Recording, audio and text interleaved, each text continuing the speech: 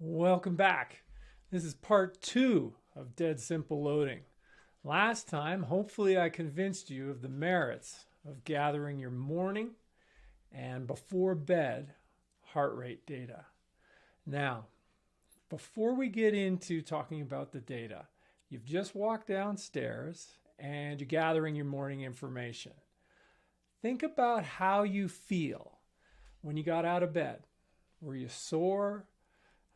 When you were going to bed, how long did it take to fall asleep? How's your sleep been recently? Any cravings? How's your nutrition been going? How's the training been going? This package of subjective information is an important part of your decision whether today is going to be a loading day or an adaptation day, adapting to prior stress. Now, behind me here is the Pro package of the HRV for Training app. And I'm just going to walk you through a couple things to help you interpret your data. Now, if you pay Marco a little bit of money, and I happen to think he's worth it, you get this. And the different color bars, what we're looking at here is the last 90 days, which is great because I can show you my peak training period as well as my off season and my return to training after my off season. So there's a lot in the last 90 days. Peak loading, freshening up for a race, a big race, then a very easy month, and a return to training. So tracking, this is morning heart rate here. So you'll see that shaded region at the very top here, it's light blue, is relatively narrow. It looks like it's moving from about 46 to 50 beats a minute. That's my normal range for my morning heart rate. And you'll see occasionally I'm above it and occasionally I'm below it. And the colored bars is the algorithm telling me sort of how I'm doing. Green is coping well. Gray is stable. And these orange ones that are hitting late August, that was a period of stress in my non-training life. I had a flood that I was dealing with and some other things. And then I flew over to Europe, crossed a lot of time zones before my event, kind of threw me off my game a bit. But you can see I sort of pulled it back. And then this period here through September, you'll see the blue line is my 7-day average. And as I move into September and I unload, I have 4 easy weeks, my morning heart rate is trending down. And that'll let me know it's kind of like my unloaded healthy baseline. So I was training about an hour a day, just ticking over health and fitness. And that kind of lets me see how I'm doing.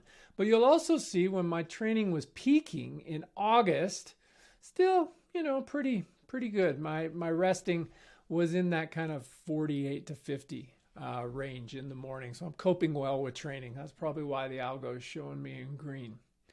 Now, what we're looking at here is HRV for biofeedback. Now remember, I said it wasn't necessary to do the biofeedback. You could if you want, but really what I'm interested in is my evening heart rate data. Now, I don't get the daily analysis of what my evening heart rate is from this app, but it shows me a weekly average.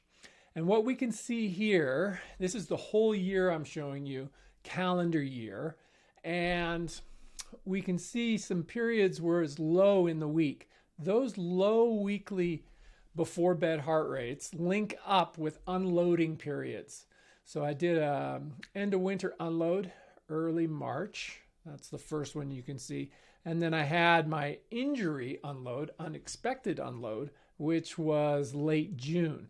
But my typical, this line right here, if you watch the yellow circle, that's about 50 beats per minute. And that's my typical evening seated resting heart rate. Now, if I am more than 5 above typical, so if I'm over 55, that is a clear signal for me not to load the next day. Now, if you happen to be young or someone who recovers very quickly, using the morning metric will probably be enough for you. When I was younger, that kind of told me what I needed to know. However, now that I'm older, I'm in my 50s, or if you're a developing athlete and you're trying to push things a bit, Or if you're an athlete who is prone to injury or inconsistency, I really recommend having a look at your evening heart rate every night before you go to bed. It's a simple rule, and what it's going to do is cap the stress you give to yourself, compound stress between the days. So that's enough there. What I'm going to do next time for you is try and pull everything together and just give you a simple protocol for deciding whether to load or not load. Thanks for listening.